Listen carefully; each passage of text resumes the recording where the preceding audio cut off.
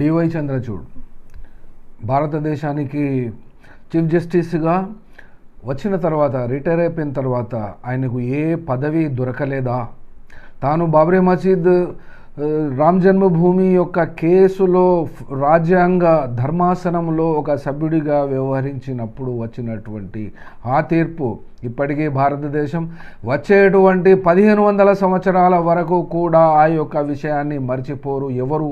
అంటే అక్కడ బాబ్రీ మసీదు అనే పేరు ఖచ్చితంగానే కనబడుతుంది. దానికి చట్టబద్ధత మరియు ఆర్కియాలజికల్ ఎవిడెన్స్ లేవు. ఎలాంటివి కూడా బాబ్రీ మసీదును విధ్వంసము చేసినటువంటి వాళ్ళు తర్వాత జరిగినటువంటి పరిణామాల నేపథ్యంలో ఈ యొక్క నవంబర్ 9, 2019లో ఇచ్చినటువంటి తీర్పులో ఉన్నటువంటి వాళ్ళు ఐదుగురులో అప్పుడున్నటువంటి చీఫ్ జస్టిస్ రంజన్ గొగోయ్, రంజన్ గొగోయ్ రాజ్యసభ సభ్యుడిగా 16 మార్చి 2020 నుండి ఇప్పటికీ కొనసాగుతున్నారు. ఎస్ఏ బాబ్డే, ఈ యొక్క ఎస్ఏ బాబ్డేకు ఆరోగ్య రీత్యా ఆయనకు ఉన్నటువంటి సర్జరీస్ నుండి రికవరీ కాలేదు. ప్లస్ తాను చేస్తున్నటువంటి ఆర్బిట్రేషన్ సంస్థ ద్వారా ఆయన యొక్క శేష జీవితాన్ని గడుపుతున్నారు. అట్లాగే డివై చంద్రచూడ్ ఇంటర్వ్యూలు ఇచ్చుకుంటూ తాను చేసిన గొప్ప ఘన కార్యాలకు కీర్తించుకుంటూనే ఆ యొక్క 2008 సంవత్సరాలు బాబ్రీ మసీదు 1483 పుట్టినప్పటి నుండి ఈ యొక్క బాబర్ మొఘల్ చక్రవర్తి చనిపోయిన నాటికి 1530 డిసెంబర్ 26 వరకు ఆయన ఎప్పుడు ఉలగొట్టుండు ఏందో ఈయనేమన్నా చరిత్రకు బాధ్యుడా?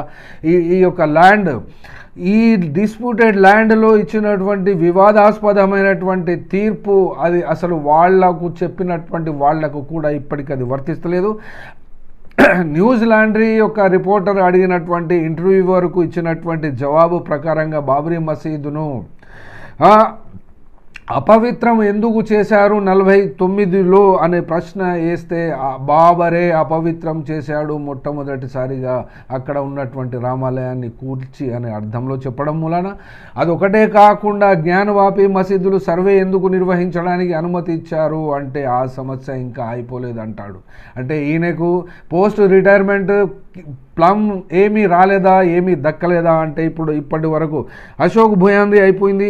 అబ్దుల్ నజీర్ ఇప్పుడు ఆంధ్రప్రదేశ్కు గవర్నర్గా వ్యవహరిస్తున్నారు. కాబట్టి ఈయనకు ఇప్పుడు ఇవి 2 మత సామరస్యానికి భంగము కలిగించేటువంటి భారతదేశంలో ఈ యొక్క ఇంటర్వ్యూ ఇవ్వడం మూలాన ఇప్పుడు ప్రజెంట్ పాలకులకు గుర్తు చేసుకుని ఏ పదవి పొందాలనుకుంటున్నాడో ఆయన వివరంగా చెప్తే బాగుంటుంది కదా వాళ్ళ ప్రభువులకు అనే మా డిమాండ్.